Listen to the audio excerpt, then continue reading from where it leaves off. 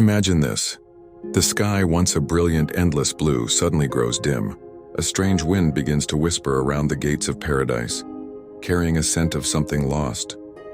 It's a sound that seems to mourn the end of an era.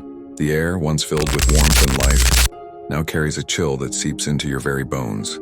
In the heart of the garden, the brilliant light of the tree of life begins to fade like a dying star. And guarding the entrance, an angel appears, his flaming sword shimmering with a holy, terrifying fire. It's not a fire of warmth, but of judgment, a barrier. And there, just outside the gates, stand Adam and Eve, no longer robed in light and innocence, but clothed in rough animal skins. Tears streak their faces, carving paths through the dust and grime. For the very first time, they feel cold. A deep, gnawing cold that has nothing to do with the temperature. And for the first time, they are utterly, terrifyingly alone.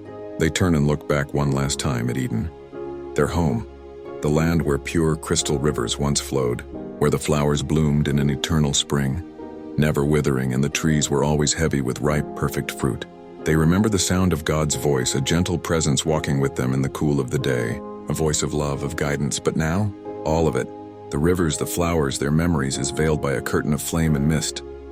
So close, yet unreachable, forever. Adam's hands clench into tight fists, his knuckles white. A single tear falls from his eye, landing silently in the dust. He can barely speak, his voice a broken whisper. Is this our end? Eve, her own face soaked with silent tears, places a trembling hand on his shoulder. There are no words. What could she possibly say?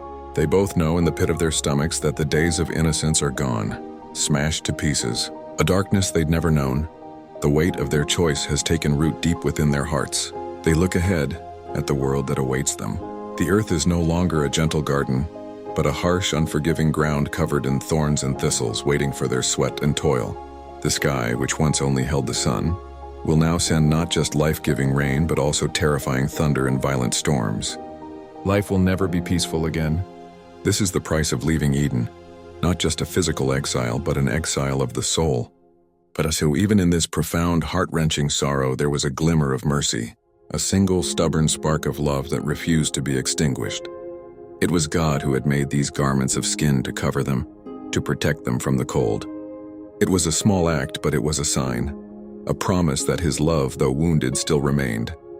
As they stood at the gate of their departure, they could feel his eyes upon them, not with anger, but with the tender gaze of a father watching his children leave home, his heart breaking yet still full of hope for their eventual return. And then, with a sound that echoed through all of creation, the gates of Eden closed. But in that moment of ultimate loss, something new was born.